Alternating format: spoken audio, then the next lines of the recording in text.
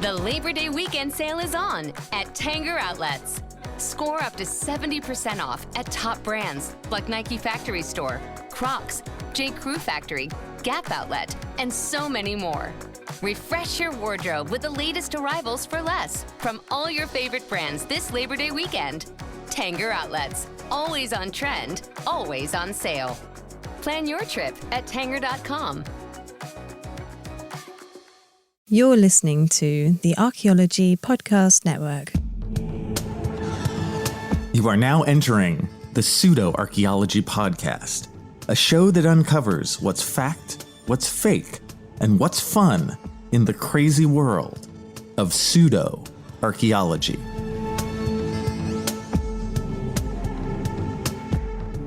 Hello and welcome to the Pseudo Archaeology Podcast, episode 119. I am your host, Dr. Andrew Kinkella, and tonight we remember my friend Cameron Griffith.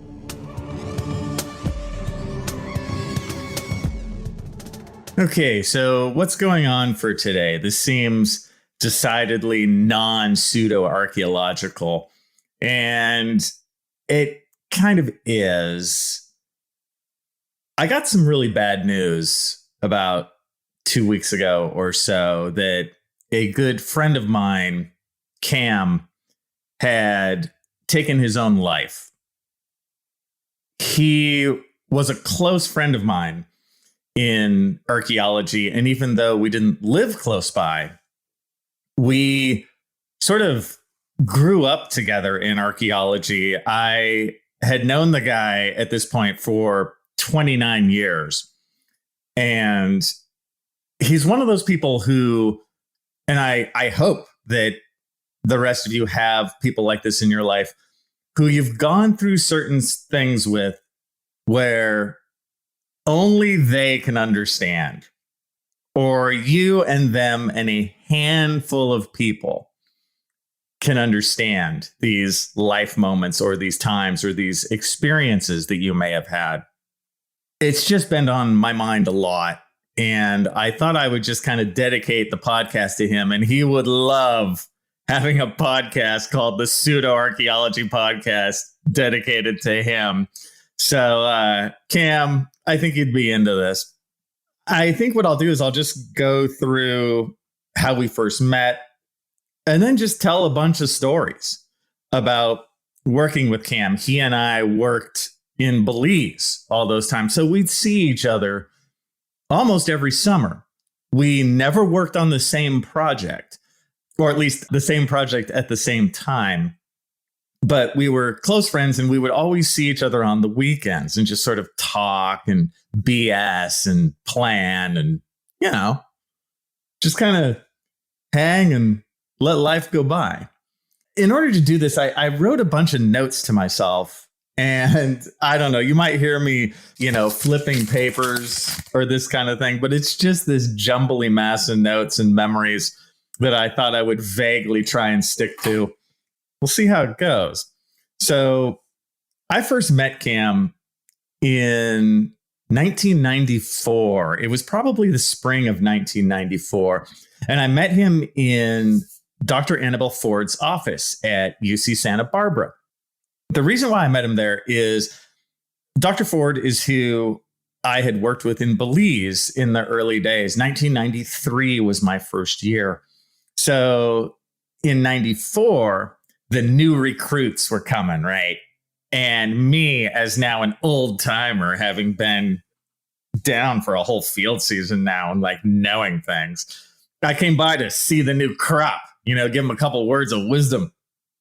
And I remember a handful of them sitting there in Annabelle's office, and there was this one guy, right? Big guy, right? Cam's tall. He's like 6'4", robust dude. I'm tall too. I'm 6'1", but I'm kind of skinny, right? He's like a full-figured macho man with long, straight blonde hair, right? And who I first met was Serious Cam. Now, there's Serious Cam and there's more playful Cam. But of course, as we all do, we're more serious at first. And I remember just talking with him a bit, or just watching him talk, and I was just kind of like, who's this guy? Right? What's this guy's story over here?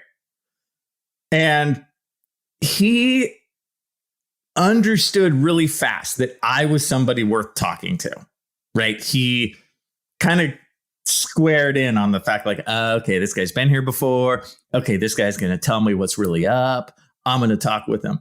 So I remember talking with Cam a bit as we just barely got to know each other. And he would ask really pointed questions, right? He'd be like, so what's up with this? You know, how's it really go?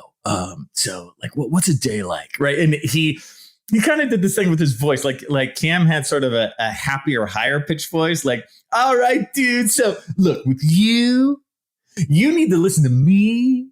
Right. He had that. But then if he was going to be serious, it would go down a little bit. So look, Andrew, man.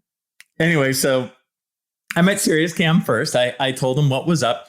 And then they went for the 1994 season. And I didn't go to Belize for 94 or 95. So in those first 2 years, Cam went in and really made a mark for himself.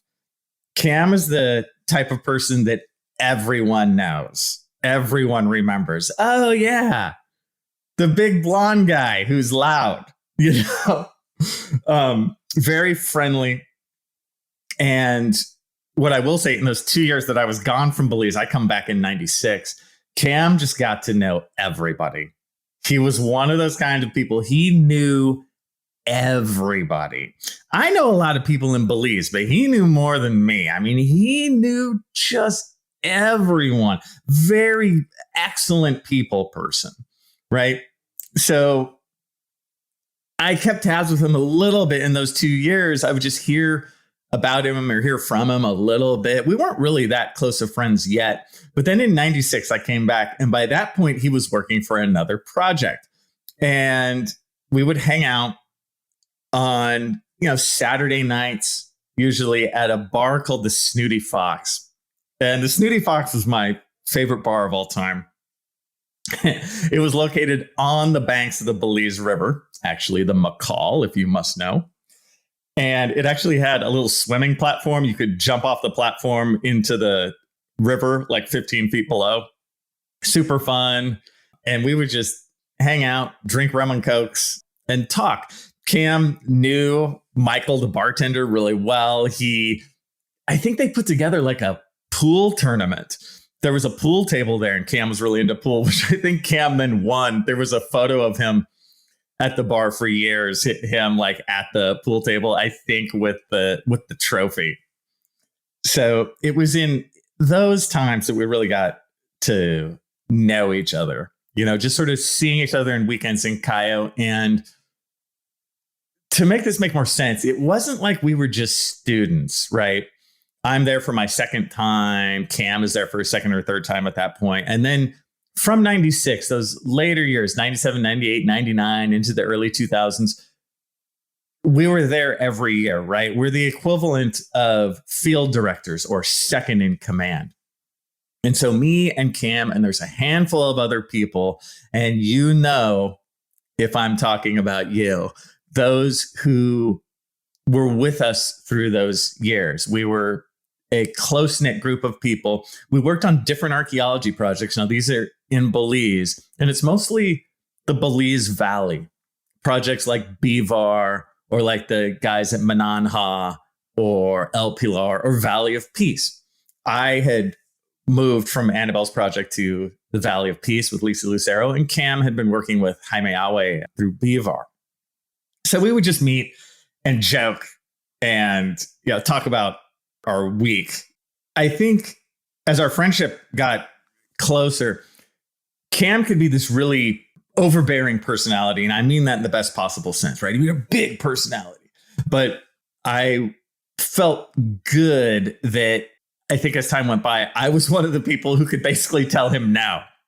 Telling Cam no had its own ups and downs. It was a difficult thing. This is a person who's excited about life, who will have plans. Every time I talked to him, he had like a new plan or a new adventure he was going to do or a new thing. Andrew, no, guess what? So look, you are going to go with me because I have already done a Jedi mind fucked on you, and you're going to do what I say because it's awesome. Right. He would say something like that, always using Star Wars terminology and ideas. He was a huge Star Wars fan. And his energy was so exciting that sometimes you had to say, like, Cam, dude, I'm telling you, man, I can't, man. What are you saying? No, yes, you can. No, it is too late because this is what we're doing. But more on that later. I remember joking with him. I remember we were driving two different trucks and we were both going opposite directions on a single lane road. And we stopped with the trucks like nose to nose. And he's like, hey, get that piece of shit out of the way. And I'm like, F you, you move first. And we did the world's stupidest game of chicken on a one lane road on the outskirts of San Ignacio. I, of course, lost ultimately. A lot of my stories with Cam also take place in the town of San Ignacio, which is where all the archaeology projects stay. And we sort of know that town well. It's also called Cayo. And that's where we would go out drinking, if not the Snooty Fox, another bar called the Blue Angels. We would just hang out on a Saturday night and you know, drink and dance, whatever. I think of those times in terms of talking with Cam, where he and I would just sort of sit at one of the tables and just kind of, again, talk about our plans of world domination.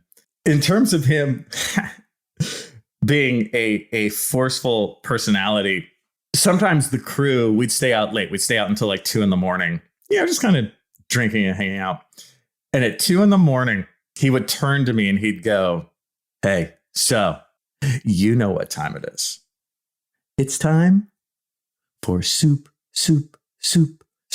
dome, super dome. And I'd be like, no, I am not doing Superdome. The Superdome was like the world's worst bar. It was an after hours bar in Belize where you could go there at 2 a.m. They would like secretly open it up, let a bunch of you in and then lock the doors. And you're just in there in this dimly lit hellhole having a drink of whatever they had. And then they would open the doors at like 6 a.m. and you'd stumble out. So I would always say no, right? Because a huge portion of me didn't want to go. I'd be like, Cam, no, man, come on. Oh, Andrew. Oh, because you're going. You're going. You know why?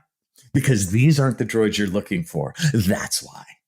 Right. And I'm like, look, and I'd look around and see, and maybe one or two of the other crew members were like, all right, we'll go. I'm like, okay. So we'd walk over to the Superdome and go in there, be locked in. And then Cam would often even be behind the bar. The Superdome was like a small little room, like serving whatever. And we'd talk, you know, later with the other crew members, the other crews, and we would just hang out. I think those of you who were part of this world remember the hot, humid, tired nights at the Superdome.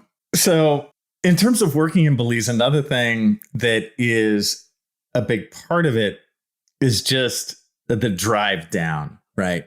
And Cam, being an inveterate Star Wars fan, had some tapes. Now realize this is like the late 90s. This isn't it's just on your iTunes, dude. This is like, you have to have a tape of something. This isn't even CDs. If you're in the jungle, it's like your tape player. He had his most coveted tapes of the Star Wars radio drama. This is a thing that was made, I think, right after the Star Wars movie. It was made by NPR in the late 70s.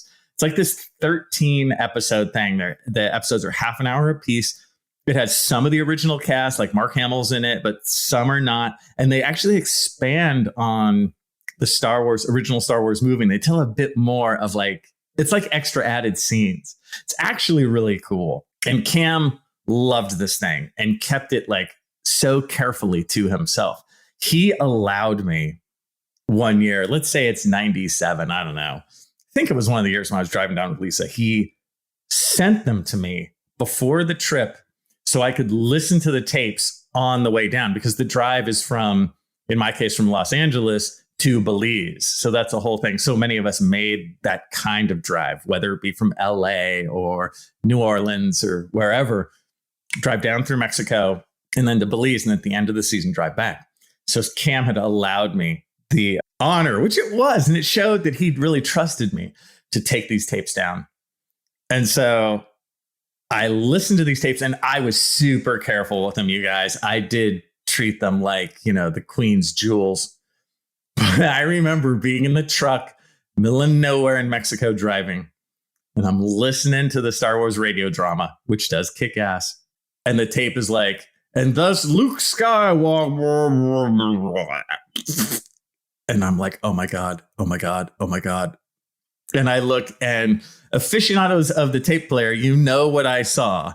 I pushed eject and the tape player came out with just a shit ton of tape all over the place. I was like, oh no.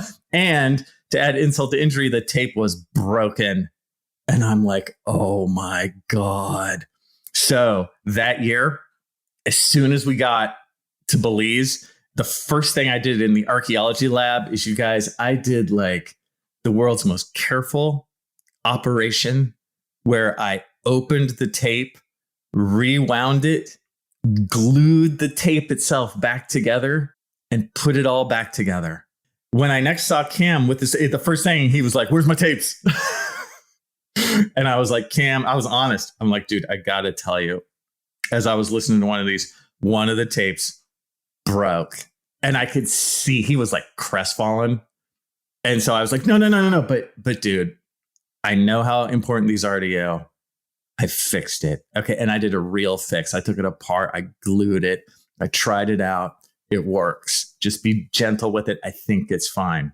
And he tried them out and he realized I was right. And I think he was really thankful that I took it seriously.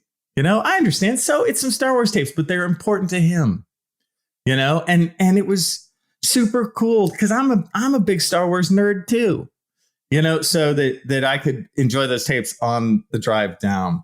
When we come back, a story that Cam tells in his own words. Chicken tacos should only be trusted to chicken professionals. That's where we come in. Introducing Zaxby's new chicken finger tacos. One comes with pico de gallo and creamy chipotle ranch. And the other comes with bacon, lettuce, tomato, and avocado ranch. Chicken experts since 1990. Chicken taco experts since now. Order yours today in the Zax Rewards app. Woo, saucy! Zaxby's. The Labor Day weekend sale is on at Tanger Outlets. Score up to 70% off at top brands like Nike Factory Store, Crocs, J. Crew Factory, Gap Outlet, and so many more. Refresh your wardrobe with the latest arrivals for less from all your favorite brands this Labor Day weekend. Tanger Outlets, always on trend, always on sale. Plan your trip at Tanger.com. Hello and welcome back to the Pseudo Archaeology Podcast, episode 119. I'm your host, Andrew Kinkella, and I am reminiscing about my friend Cam, who recently passed away. And I just have so many memories sort of flood in. I have to tell you guys, as I'm doing this podcast, which is actually, I'm doing this like midday, I made myself a rum and coke just for the taste. You can you might even be able to hear. You can hear the ice cubes. Unfortunately, I did not have any one barrel. One barrel rum is like the rum of Belize that we always had those years. I do, though. I am drinking it out of a really cool one barrel cup, a little glass cup that I have. I remember going to see Cam at one of the field houses where the crew was staying, and he's like, hey, you know what we need? We're going to need some of this. And he pulled out the one barrel from the freezer because he would keep it in there. And he was like, and allow me to pour you the nectar of the gods, which I know you know is true. Right? He would and he'd make a drink for me and one for himself. And again, we would just hang and talk. Now, after I heard this news, I just started to think, I'm like, I know Cam has like sent me stuff and we've like, you know, texted and emailed and stuff over the years because we kept touch even till recently. Although I would say in the last several years, we only would touch base like maybe once a year, you know, but which was fine, you know, which older friends kind of do. I had remembered, though, that he had written this really long response to a YouTube video I made. And the video is called It's called One Long Day. It's the longest YouTube video I made on my channel, right? On the Kinkella Teaches Archaeology channel. It's 29 minutes long.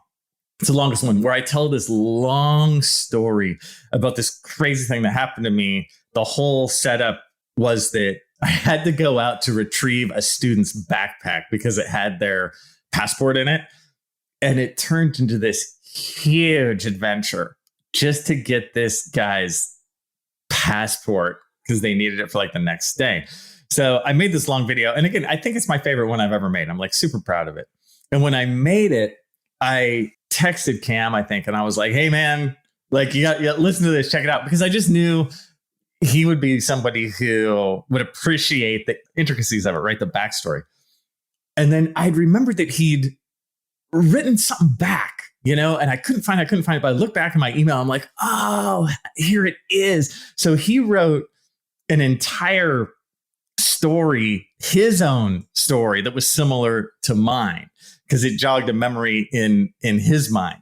So I copied it off my email. And so I have a script of it right here in front of me, and I'm going to read it. I'm just going to read it. I'm not going to give any editorial comment or anything. I'm going to read through it. This is a story told by Cam in his own words as a reaction to my One Long Day video. Here's what he wrote.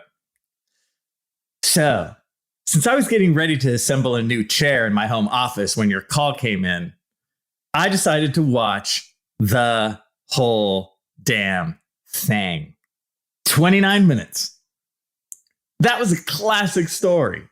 It triggered a suppressed memory from 1996 when, for some damn reason, I decided to give a Peace Corps couple who were working at the DOA a ride to Valley of Peace. I had never been there before.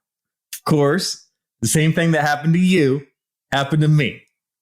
I got back to the Belize River after dark and the river was up. Yet, unlike you, I had only crossed the fucker once in my life. That afternoon. And I certainly wasn't scoping out the bridge situation carefully when I sped across on my merry way to Valley of Peace, so I didn't know squat about the details, depth, surface of bridge, etc. The scenario. 1. Ford F-150, the one that Nick Robb drove down with me that season. 2. Cowboy Cadillac. Front vanity license plate, came with purchase, so don't go there. 3. Two-wheel drive. Crap. 4. Led Zeppelin cassette tape, loaded and playing. Tape borrowed from Jaime, going to California, was on, I think. 5. No food. 6. Half-liter bottle of Cristal water remaining in those original sturdy plastic bottles, not the crinkly, unacceptable pieces of caca that they use today. 7. Moonlit night, so at least I could see the eerie outlines of my fate. Oh yeah, and I'm all alone. No one around but the Jaguars. I chilled at the riverbank for about 15 minutes, trying to decide if I should go for it or figure out some other plan for the night, when another, much more robust, truck pulled around me and drove right over the bridge, slowly, with water halfway up the doors. He made it and drove off triumphantly. So what did I do next? And I'm all alone, no one around.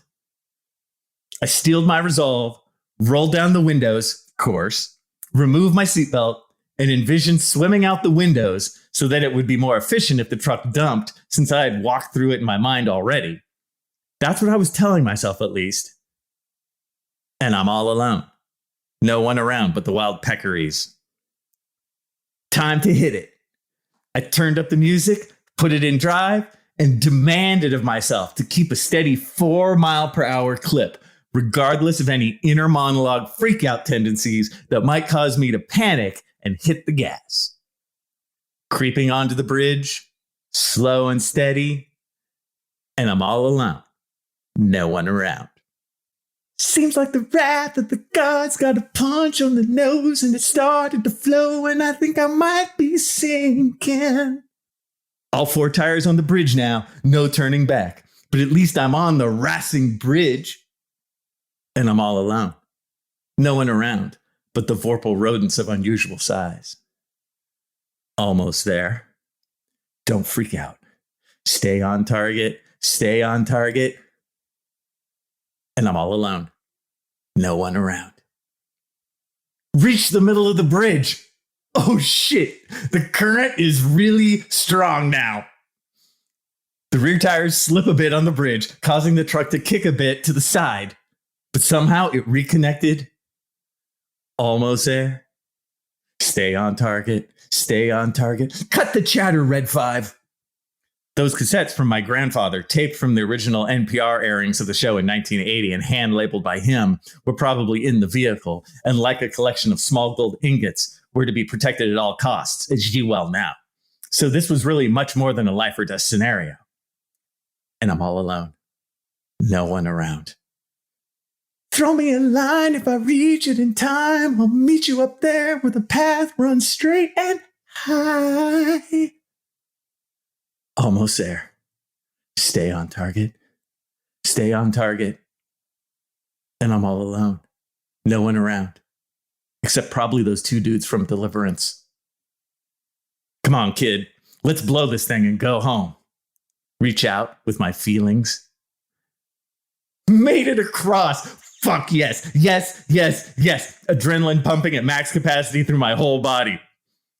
I drove my still jittery ass back to Kaya with the tunes jamming top volume, playing air drums better and harder than John Bonham ever dreamed of during his entire life. That one barrel and Coke back in San Ignacio was the best I've ever had. So that's his story. Oh, man. I hope it made sense. So he's crossing the bridge as the water gets higher on the Belize River. To have it make more sense, you should probably listen to the One Long Day thing that I did first, and then because it's a response to that. But to me, that's so him. That's how he talks. Notice I gave that word for word, you guys. That's what he wrote to me. The Star Wars in there, you know, but the use of the Led Zeppelin song in the background. I mean, it just brings me back. That one. Pretty damn good. It's that kind of stuff that I think of, you know. So I'm laughing. When I think I gotta have a drink. Here we go. Wait. In terms of stories like that, the people who really get it, again, are those second in command field director types who worked on these projects in Belize as the year had rolled by. You know, we were people who we weren't the project directors, but we were right below them, you know, and so we had to like supervise the project, do all the hard work that others didn't, you know. We would do things like pick up people from the airport, take students to the hospital, give tours to minor dignitaries of the site that you work at, go to the border for last minute weird expedition supplies. Just giving you guys a feeling for it. Stuff that people in our arena would have had to do. Fix a road. Oh my God. Just lots of dealings with the border. Again, when you work in Belize, you got to go to the border between Belize and Guatemala in order to get certain products, in order to deal with passports, changing money, dealing with student paperwork of any kind, whether it be like passport kind of paperwork or whether it be archaeological paperwork, dealing with the food of an archaeological project. The constant vehicle maintenance and destruction issues. And I would say ultimately, people like Cam and I, and those of you who were also a part of this, we were the de facto counselor for both all the students and the PI, right? And the person running the project. So you'd get it from everyone on all sides. So I think that really solidified our friendship that much more. You know, when you have the same backstory, when you know what it's like, when you can just bitch and commiserate on a Saturday night. And those people, Cam is of course one, but there are others of you out there. You are a very important part of my life. And I think sometimes we feel maybe a little embarrassed to admit something like that. Like it's like we're looking at the old days or something. It's like we need the old times or something, so you won't just admit it. But I think it's very healthy to admit it. That doesn't mean that any of us live in the past. I don't. I have all kinds of cool stuff that happens now. And I know that the rest of you don't either.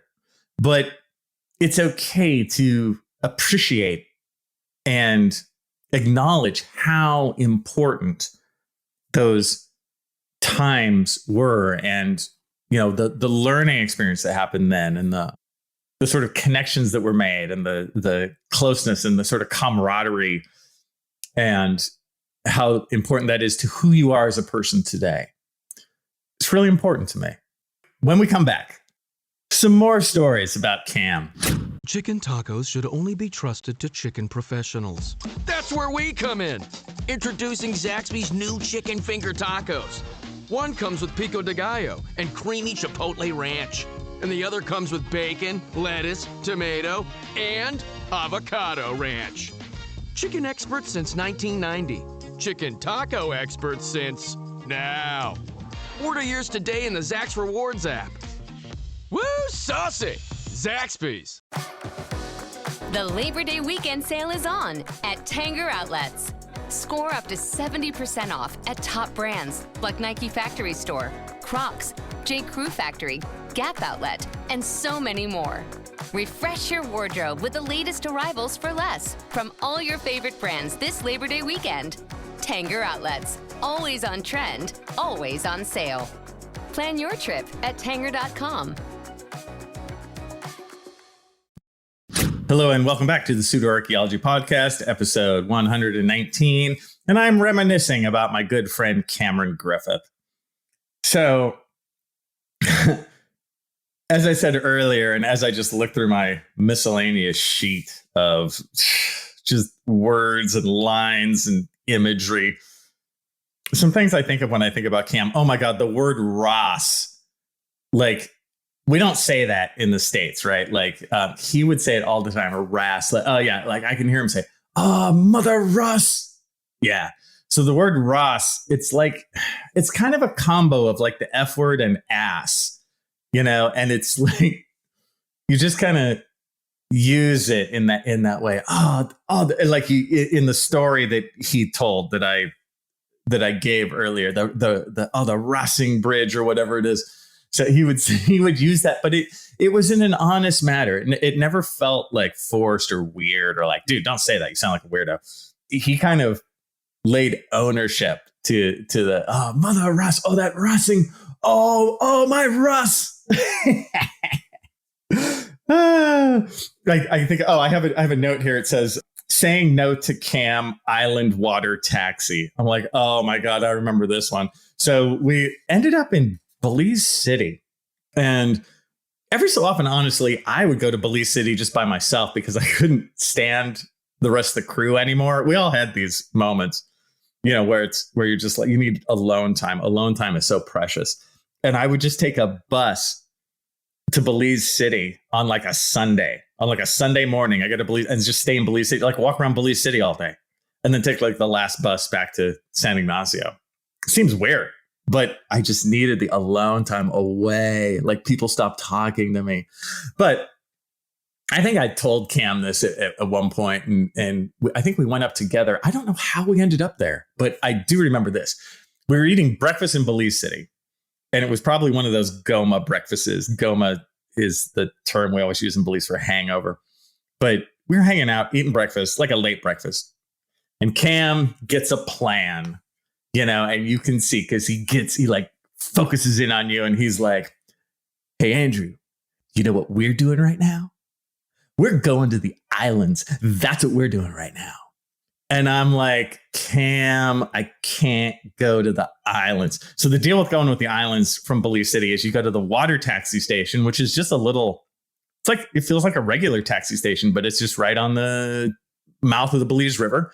And there's little like motorboats there that take you out to the islands. And the motorboat takes like about an hour to get out to the islands. And it's like a Sunday. I'm like, Cam, dude, I could not go to the islands with you. He's like, and he did his whole thing. Yeah, but I've already done a Jedi mind trick on you and you're going to do it because we're going. And I'm like, dude, the one thing you're going to see on that boat out to the islands is not me. That's what you're going to see because I can't. And I had something really important. I had something real like that Monday to do. I can't remember, but I just remember I couldn't screw around. And he's like, we're going right now. You're going to go out there with me. We're going to have fun. We're going to hang out. It's going to be great. And then you're going to get the last water taxi back. And that's going to be how it is. And I'm like, Cam, those last water taxis, like, dude, sometimes they come, sometimes they don't. We're just like, I can't do that. Like, it's not going to happen. Yes, you can. We're doing it. And it's going to be great. And I remember I walked over with him to the water taxi the whole time. I'm like, dude, I'm going to walk you over here. We'll just hang out. But as soon as the boat comes, you're getting on it. And I'm not. Yes, you are. Dude, just stop it. Just stop the madness. You're coming. And I just told him I couldn't. And to the very last minute, to the last instant, he was like, you're coming, you're coming, you're coming. The water taxi boat is there. He is getting on it. I'm like, Cam, I'm not going. I'm sorry. I can't. And then he just like turned away, totally quiet. And then the boat left and he would not look back at me because you see, he had so much, it's almost like a childish joy. And I say that in the most positive sense. But when you told him no, he reacted no in that same childish, like, no way of like, how dare you not go with my plan of awesomeness? So I do remember telling him, no, I wasn't going to go out to the islands with them. Would I have done it again today? No, because he needed to respect that I had something real that was going on. But no harm, no foul, man. That's who that guy was. And on the flip side, I was able to do so many fun things with him, you know, that I otherwise wouldn't have done. I remember he gave me and the students and Lisa a tour of the caves sometime around 2005 or so. That's where he did a lot of his archaeology work, was in the caves in Belize. And he gave just the most kick-ass cave tour. We went to several different caves in Belize that day. We drove to each one. He just talked about them. The students loved him. You know, he's so good with people. So like he really had that infectious excitement and joy. He loved archaeology. He loved Belize. There will never be a bigger booster of the country of Belize than Cameron Griffith. I mean, number one, he just loved it.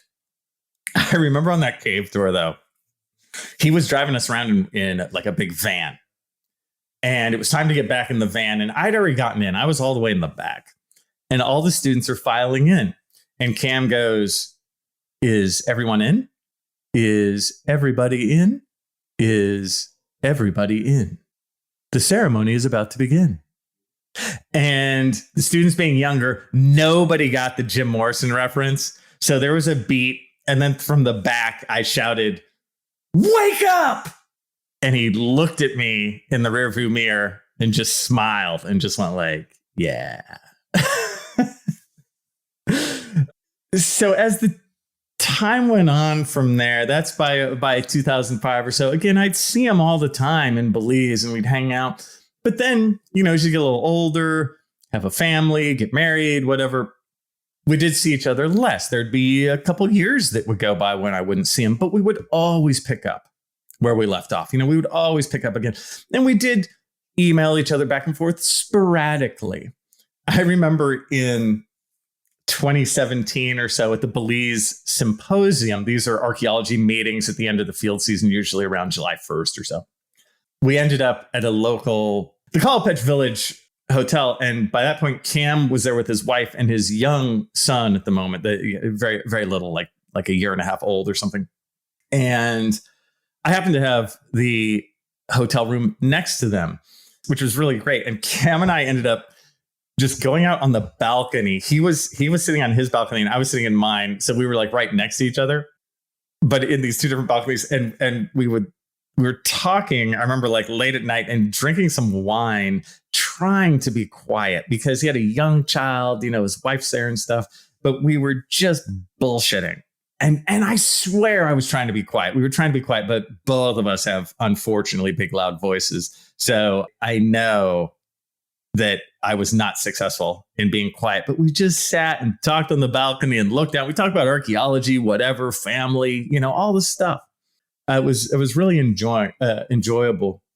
I remember when COVID came that I made this deal with myself where I was like, you know what? I'm going to touch base with a few old friends who I haven't talked to in a while. And I did it for one or two people. And Cam was one of them. I gave him a call. I remember laying on my hammock, like in my backyard, and I gave Cam a call. And I talked to him about archaeology. And I was telling him I was working with Annabelle Ford again, but this original person who we both worked with where I first met him. And I had a question about some archaeology stuff. And he jogged my memory. He's like, oh, no, dude, that's a total sweat bath. Remember, me and Thomas used to hang out in there. I'm like, oh, my God, he's right. That building is a sweat bath. And I kind of knew it. My subconscious knew it. But Cam, told me, I'm like, right. After that, because I was working again in this original office and lab up at UCSB, I'd go up on Tuesdays. I'd run across some of his old paperwork every so often, too. And I would send him once in a long while. I'd send him some stuff. He did a profile drawing when he was a kid, from 94 or whatever. And I sent it to him. And I'm like, look at this wondrous imagery, whatever, just joking. And he's like, oh, it should be in a museum, whatever. We would just very lighthearted and fun. And those stuff like that, those were some of the last times that I interacted with him, just joking, jovial emails. And it had been about a year since I interacted with him. And it's like summer's coming. So it was usually in summertime when we would touch base a little bit. And in one of the oddest experiences of my life, it was a Tuesday, about 2 weeks ago, whatever it was on Tuesday. I happened to be in Annabelle's office alone. In her office, there's also a lab there, too. So there's a couple rooms with artifacts in it and stuff and paperwork. But I was there alone when I got the note that Cam had passed away. And it was one of those ones where you get a couple of them, all of a sudden, several different people figured that you need to know because they knew that we were, close friends and bullies. And at first, it took me a minute, but then I realized that I'd heard the news of his death in the exact same place where I met him 29 years earlier. It was so odd. I don't know how else to explain it. And then what I did, I'm so happy that nobody else was in the office. And it's not because I would do some weird Hollywood rage. It was because I wanted to be quiet and I didn't want to talk to anybody. I just wanted to sit and just kind of listen to the world for a little while. I walked around in the lab a little bit and I just thought, about my friend. And when you get news like this, especially if somebody is taking their own life, you think like, God, why didn't they call or why didn't they reach out? And at the same time, you're like, well, if he reached out to me, what do you think I would say? Oh, good call. No, I'd be like, hey, idiot, don't do that. But he knows that. I had all these conflicting, odd, different emotions. And I just sat there. I really was happy I could sit there in the quiet for a while and just think. And then what I did, I left the office and I had my iPhone and my earbuds and I walked around campus for a long time listening to the Star Wars radio drama, which I always keep on my iPhone. It's one of my music collections, where I can just click on it. So I clicked on it, and then I just listened to the Star Wars radio drama as I just walked around for a while. And doing weird little rituals like that really helps, And then, of course, that evening I came back and, I got home. I drank a rum and Coke. I have to sip this one right here. Not in some weird rage, just to sort of stop and think and reminisce, for myself. It was nice to touch base over Facebook and this kind of thing, of other old friends who are kind of going through the same thing. Sometimes it's weird, when you sort of have something like this happen in your life, you want to talk to people like that who are of the same vintage.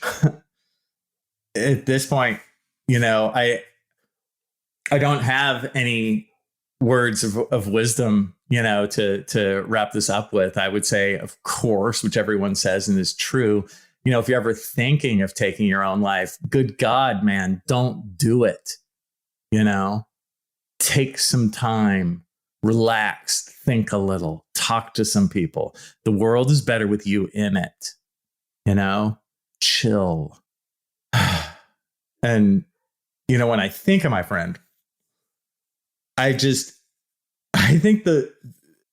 what I'm going to miss most is that he knew me, and I knew him.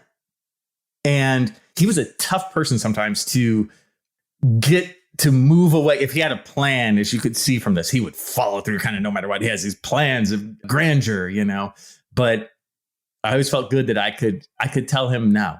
And even though it seemed to mean nothing at the moment, I knew that if I said no, or if I steered him in another direction, he would take it seriously. And it was in there. I could lodge a complaint at the front desk and it would be taken seriously. But it's very difficult to lose someone who knows you and understands you from the past like that, who knows that younger self of you. And so, I think the world will miss this adventure-seeking, big, loud personality, Star Wars loving booster of all things Belize, archaeology friend of mine. And going back to Belize will never be the same. And I will miss him terribly. Thanks for listening to the Pseudo Archaeology podcast. Please like and subscribe wherever you like and subscribe. And if you have questions for me, Dr. Andrew Kinkella, feel free to reach out using the links below or go to my YouTube channel, Kinkella Teaches Archaeology. See you guys next time. This episode was produced by Chris Webster from his RV traveling the United States, Tristan Boyle in Scotland, DigTech LLC, Culturo Media, and the Archaeology Podcast Network, and was edited by Chris Webster. This has been a presentation of the Archaeology Podcast Network. Visit us on the web for show notes and other podcasts at www.archpodnet.com. Contact us at chris@archaeologypodcastnetwork.com. Introducing Zaxby's new chicken finger tacos. One with pico and creamy chipotle ranch, and the other with bacon and avocado ranch. Chicken expert since 1990. Taco expert since now. Woo, saucy! Zaxby's. The Labor Day weekend sale is on at Tanger Outlets. Score up to 70% off at top brands like Nike Factory Store, Crocs, J. Crew Factory, Gap Outlet, and so many more. Refresh your wardrobe with the latest arrivals for less from all your favorite brands this Labor Day weekend. Tanger Outlets, always on trend, always on sale. Plan your trip at tanger.com.